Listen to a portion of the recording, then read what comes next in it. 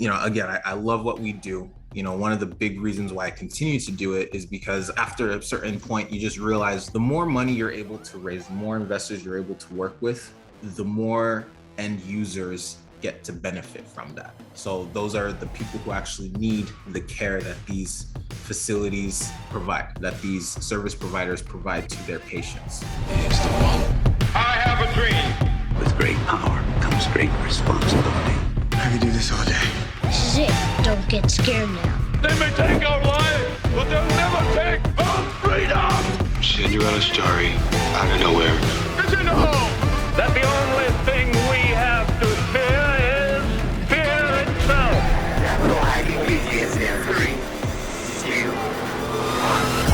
Welcome back to the big show, Mr. Prince Eboka. How are you doing?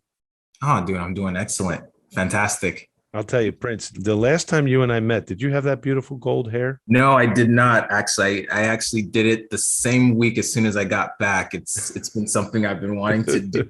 I need my good friend from high school. She told me we'll have to do it in stages because I want it to go platinum. But, Oh my gosh.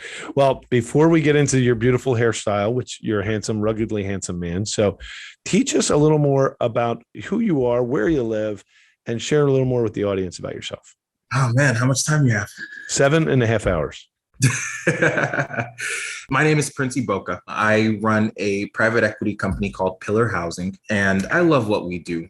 I get the opportunity to mix the capitalism with the altruism. Obviously, capitalism, working with investors, we acquire properties that we then lease out to home health companies and nonprofit organizations. So when I say this, think about of course, your nursing homes, your assisted living facilities, your sober living homes, even housing for veterans, things of that nature, affordable housing. And, again, I love what we do. One of the big reasons why I continue to do it is because after a certain point, you just realize the more money you're able to raise, the more investors you're able to work with, the more end users get to benefit from that. So those are the people who actually need the care that these facilities provide, that these service providers provide to their patients. I love the name. Can you say the name one more time of the company that you created? Pillar Housing. Pillar Housing. What was the origin of the name then? Because I imagine it has a meaning. My mom actually chose it. Oh, there you go. My mom told me to do it. No, I love it, man. That's even better. But it sounds like it's a pillar, like a pillar in the community almost. Right. Exactly. It was one of those things where the moment she said it, it kind of just clicked. In a way, maybe it's just natural, but sometimes the best names are the ones that are telling the story of why you're doing it, where your heart is. So it's obvious this is something that is important to you. I didn't even know this was an industry, this idea that you could buy a building and lease it back to these health facilities, sober, care facilities. I guess for us listeners, are we thinking like 350 bedroom facilities that look like office buildings, like a hospital, or are we talking like big houses? What does the structure look like of the building? So it generally ranges, right? So on the small scale, you do have like your small I'm here in Phoenix, Arizona. And so average house, B-class neighborhoods, 4 or 5 bedrooms, 2-3 baths, right? So it could be anything from that all the way up to a large, apartment complex style building. Obviously, it won't be used as an apartment complex. It's used specifically for that purpose. So again, I'm digging into the concept of the business because, what's great, I've been on the show Real Estate Guys Radio and other shows, and they always talk about this. And it's so true meeting you that there's so many different ways to earn a living with real estate. There's so many different product types of real estate. So maybe there's a story here. Why did you choose this type of real estate? To tell that story, I'll probably have to start with the origin of Pillar Housing. Please. So I'm 26 years old. I started the company when I was a junior/senior in college back in 2016. I like to believe that I was one of the lucky few who knew what they wanted to do with their life in the beginning. That is true. Very lucky. Yes. And I knew that I wanted to be in the real estate industry. I just didn't know what capacity. Pillar Housing actually started off as a wholesale company. And then from there, I started learning new skills, raising money, being one of them, had raised money for some syndications, other people's deals. I've been around doing different things before I stumbled onto here. And it was actually from a problem that I had with one of the syndication projects that I had raised money for. A family friend had approached me and they were just telling me like, hey, I know you're not necessarily a part of what these guys are doing, but I need you to know that they are not doing what they said that they were going to do. And that kind of was, as you can imagine, and awful. you are, yeah, it's one of those situations where it's like, goodness gracious. Okay. So I learned instantly, I never wanted to be in that position again. And from there, we were kind of like, all right, what else can I do? And I decided that I would turn Pillar Housing from what it was into private equity company, restructure everything. And as I was doing that, my father had reached out to me and he was like, hey, do you remember, she was a family friend of ours.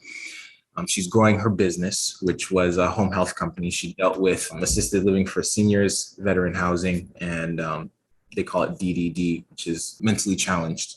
Okay. And she needs a new housing facility. I know you're in real estate. Is there a way that you can help? And I kind of just shrugged it off at first, I was like, whatever.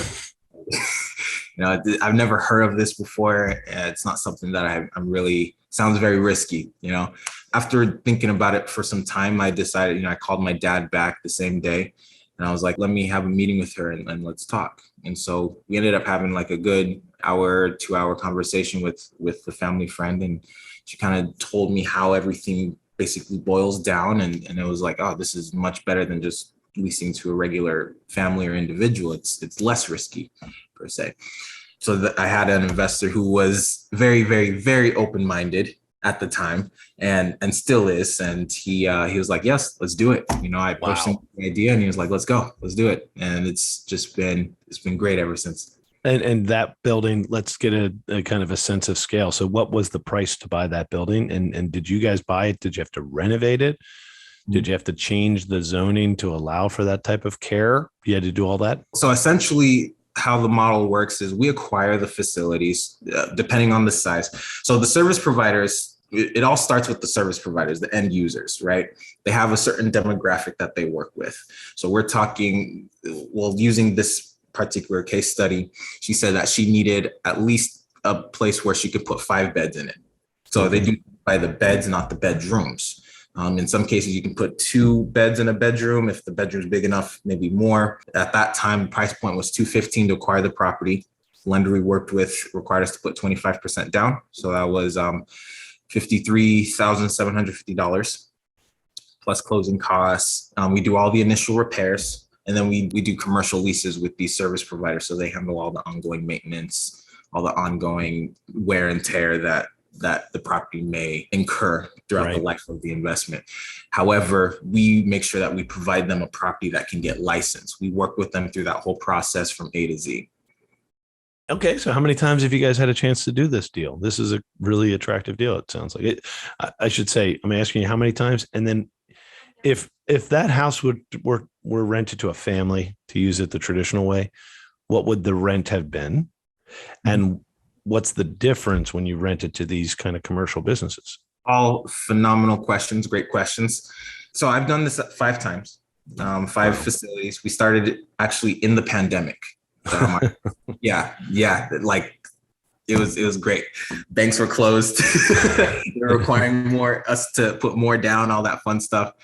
But when we actually found a lender that would work with us and all that, we started in the middle of the pandemic, which kind of helped us build that proof of concept. Yeah, it does. Goodness. It depends as far as your question about rent difference, like renting to a family equals X and renting to a business equals X plus. So going to that case study, she leased that property out from us for $2,000. And in that particular neighborhood, rents were going for $1,200 to $1,500. There's a big difference. Yeah. Yeah. There have been some cases where we'll get $1,000 more. So like rents for one of the facilities that we do, they're at $3,500 a month. And then rents are between 18 to 2,200. Yeah, that's incredible. So almost 100% more. But the big thing here is also that the kind of service that we do is also very tailor-made to them and what they're doing. So that's why we're able to command those higher. Oh, no, I think it's very fair rent, to be honest with you, because they're going to charge a different rate to their patients then what you've done is it's called arbitrage, right? You took a house that was built, to be just lived in, and no real income usually is generated from a regular single family home. And then you converted it into a commercial business where they have income coming in from the beds they're servicing, and then they have income that can support their lease. Is there any metric? Do they try to have the lease payment be 25% of their revenue, 10% of their revenue? Is there some kind of matrix that helps them stay profitable? So they can be a good renter to you, right? They need to be a good renter.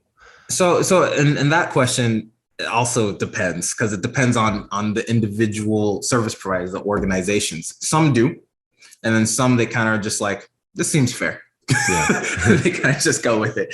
But a lot of the times, it's all a part of the whole process. We have a whole system around how we go about things, how we identify the properties that we want to work with, how we identify the rental rate and all that fun stuff. Well, you've done a great job of kind of giving us a teaser into this. Did that same lady, the family friend, end up doing more than one with you? No, she was actually only looking for one while she was transitioning into owning some of her own facilities. Okay. Yeah, so some of them that's what they would prefer to do. Some of them they prefer to just straight rent. It's a whole mindset, but yeah. I've heard of this before, and we've had Gene Garino on the show. Have you ever heard of him from residential assisted living? He did pass away, dear friend of all of ours, a few years ago, I think it was, but no, actually a year and a half. But he was awesome at teaching this to families that had a heart for serving those people in need like that, either in rehab or assisted living. And he taught people how to run the business. And then he taught us real estate investors that there's a good premium if you own the real estate for one of these businesses. So I'm tracking, and I think our listeners will have to look up the episode, but we're tracking the concept. So then how did you find the next 4 clients, renters? Great question. So a lot of it comes from just being in the field, just being out there talking to people. But however, how we've grown our portfolio to what it is now has just been through word of mouth. That's you great. do good work with one person, they refer you to a friend who also is in the business, and there's a saying, and I hate using the term renters, but they say good renters know good renters. Yeah, it's true.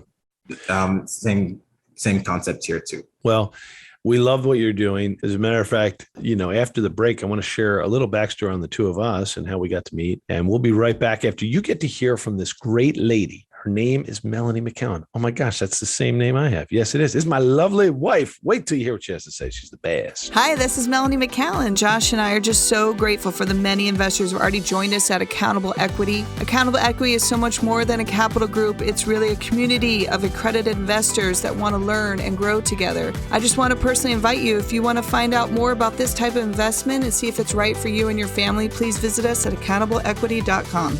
We're back to Capital Hacking with Mr. Prince Eboka.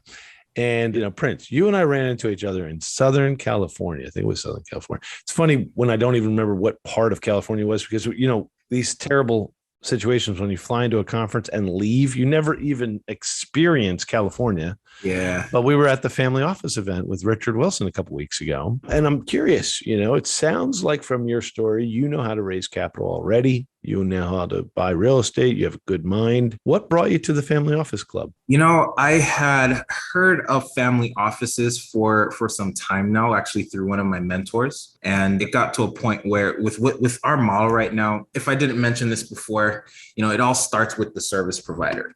So they fill out an application on our website. They tell us everything about their business. We're at a point now where we have a lot of service providers that need housing. And this is just in Maricopa County. We haven't advertised. We haven't started Maricopa County, Arizona. We haven't advertised. We haven't started branching out into other cities and states as we plan to do. And it's at a point now where it's like, all right, I need, more capital, more investors, larger investors, preferably, who can do not just 1 or 2 deals at a time, but several.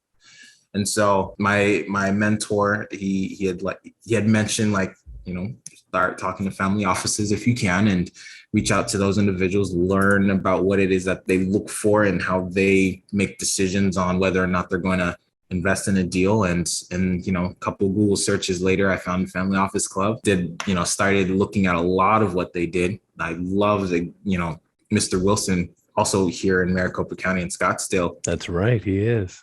That there is just a lot of awesome things that he does, not just for people who are putting deals together, but also for those investors, those family offices.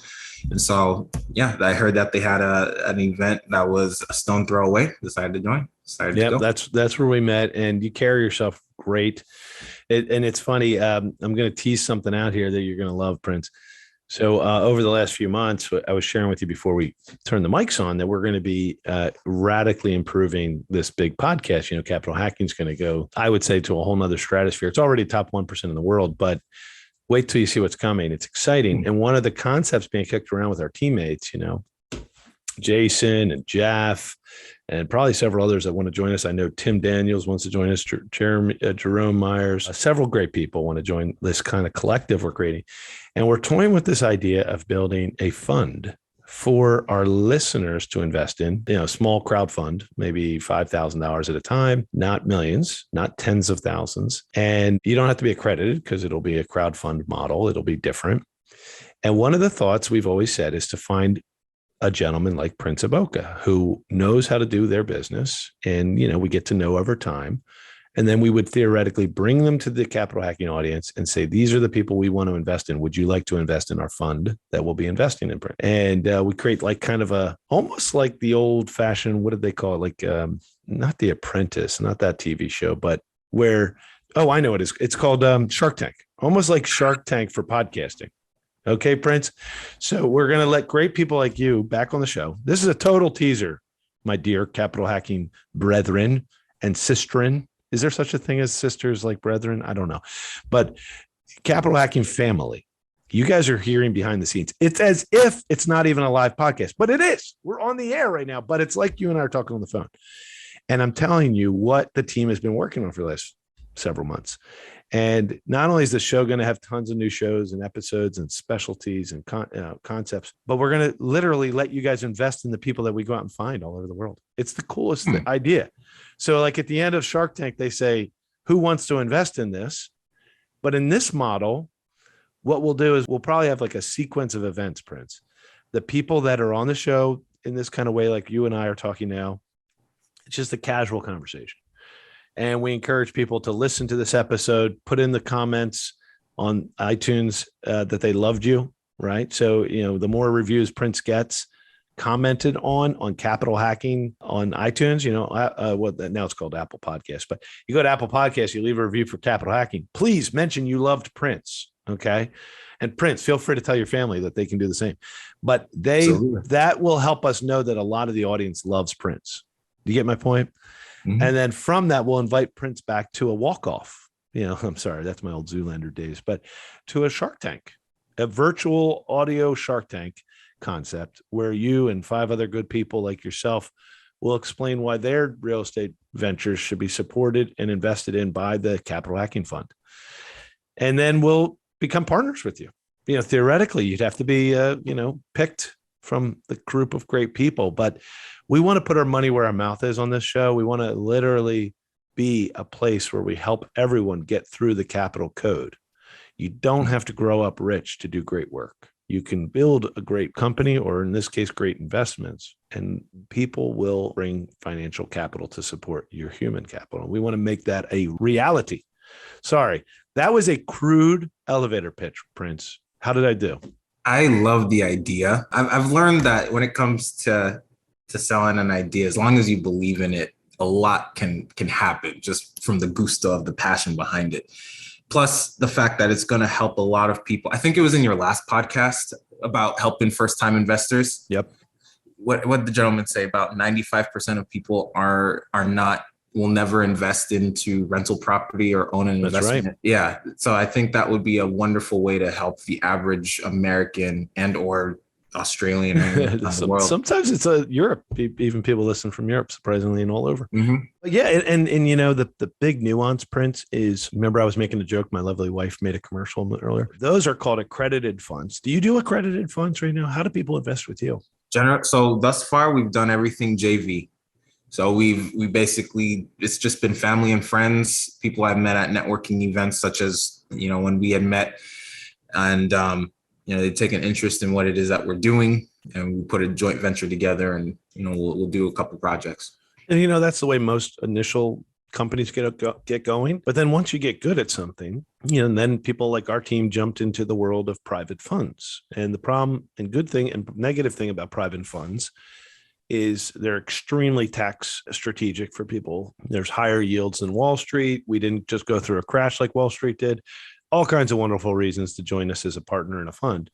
But you know what? The negative thing that hurts my feelings all the time is that you have to have $1 million in net worth. And that's an impediment for a lot of people. So what we're looking at doing is these crowd funds where you have to partner with a portal. And if you do what's called a crowd fund, you can talk about the fund and people do not have to be accredited. Had you heard of that yet? Big company, I believe, CrowdStreet. I know there's several platforms where they help the average American, hop on board. I think the one that I heard of was CrowdStreet a couple of years ago. This was back when, I can't say really back when, but it wasn't really a big thing up until recently. I think Grant Cardone was the one who really made it popular. That's right. Well, there is even other stuff than that. But hey, my boy Prince has been watching me choke over here. I'm like literally choking. I don't know what the heck happened to me on this show. I didn't even eat anything, Prince. I wasn't going to say anything. I'm over here choking. I have to hit mute all the time. So before I die, choking, would you please share with the audience how they can follow you on social media, get to know you better?